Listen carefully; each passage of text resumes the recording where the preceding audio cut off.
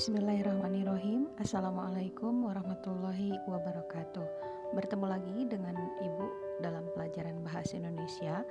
Dan materi kita hari ini adalah tentang menyajikan gagasan, pesan, dan ajakan dalam bentuk iklan, slogan, dan poster. Untuk menyajikan gagasan, pesan, dan ajakan dalam bentuk iklan, slogan, dan poster ini tentunya ada langkah-langkah yang harus kita ikuti. Baik, kita akan mulai dengan langkah-langkah menyajikan teks iklan. Di sini ada 8 langkah yang harus kita lakukan. Yang ke satu adalah kita harus menentukan tujuan penulisan iklan.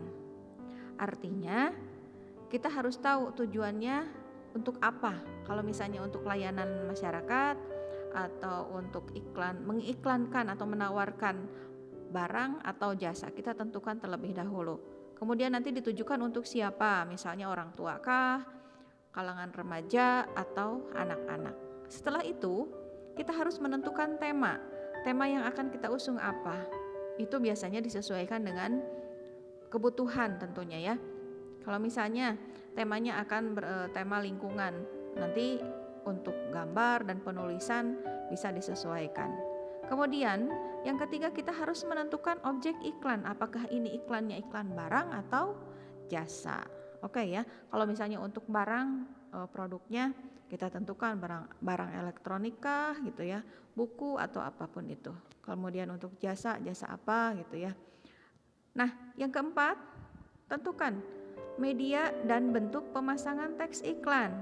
Nah, kalau sekarang kan tidak hanya digambar untuk menulis iklan, menyajikan iklan, tetapi sekarang bisa menggunakan aplikasi, misalnya di HP, memakai Canva misalnya, atau dengan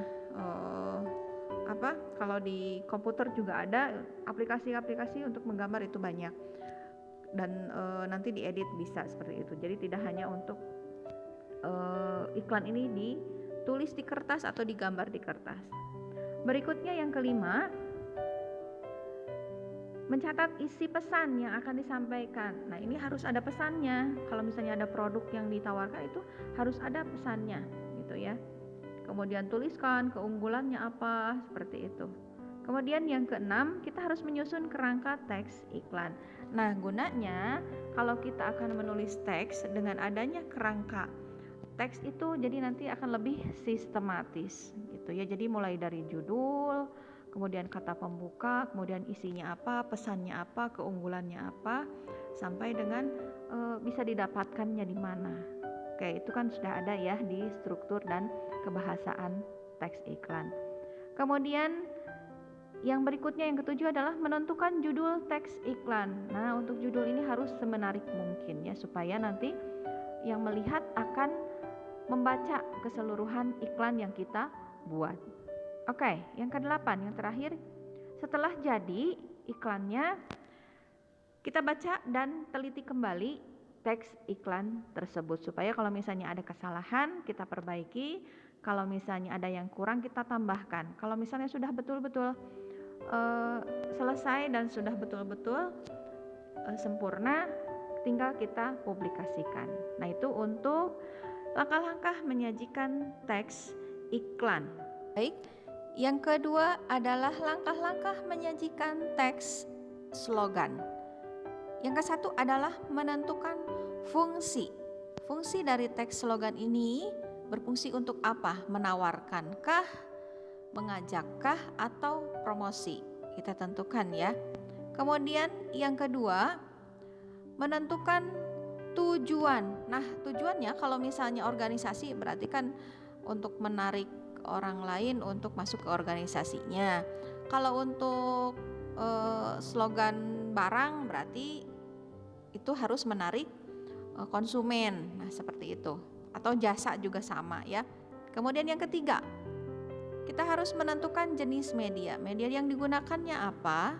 Bisa kertas, kemudian bisa juga aplikasi seperti iklan. Oke. Yang keempat, Gunakan bahasa efektif dan tidak bertele-tele. Sudah Ibu jelaskan kalau untuk slogan hanya berupa tulisan, baik satu kata atau satu kalimat singkat. Jadi tidak usah bertele-tele, tidak usah panjang lebar, karena ini sudah mencakup atau mewakili apa yang dimaksudkan di dalam slogan tersebut. Kemudian yang kelima adalah menyusun teks slogan dengan bahasa yang baik dan benar. Artinya bahasanya harus jelas dan mudah dipahami gitu ya, sesuai dengan kaidah kebahasaan teks slogan. Baik, kita lanjutkan ke langkah-langkah menyajikan teks poster. Langkah yang ke-1 adalah menentukan jenis teks poster. Karena kan memang banyak untuk poster ya, bisa poster layanan masyarakat atau pertunjukan, atau misalnya menawarkan rumah. Nah itu. Nah, untuk yang kedua, setelah menentukan jenisnya, kita memilih kata yang tepat dan unik untuk disusun menjadi kalimat. Kemudian setelah kata-kata itu jadi, kita susun menjadi sebuah kalimat yang efektif dan mudah dipahami, tentunya menarik pembaca gitu ya. Dan gunakan font yang besar, ukurannya besar gitu ya, ukuran tulisannya besar. Setelah itu lengkapi kalimat-kalimat tersebut dengan gambar, karena memang yang ditonjolkan di dalam poster biasanya adalah gambar. Gambar harus disesuaikan dengan temanya apa gitu, dan menggunakan komposisi warna yang tepat. Berikut adalah contoh iklan, contoh slogan, dan contoh poster sederhana yang bisa kalian jadikan contoh nantinya untuk pembuatan teks iklan, slogan, dan poster. Demikian untuk materi menyajikan gagasan, pesan, dan ajakan dalam bentuk iklan, slogan, dan poster. Semoga kalian bisa memahaminya. Mohon maaf jika ada perkataan yang keliru. Terima kasih. Assalamualaikum warahmatullahi wabarakatuh.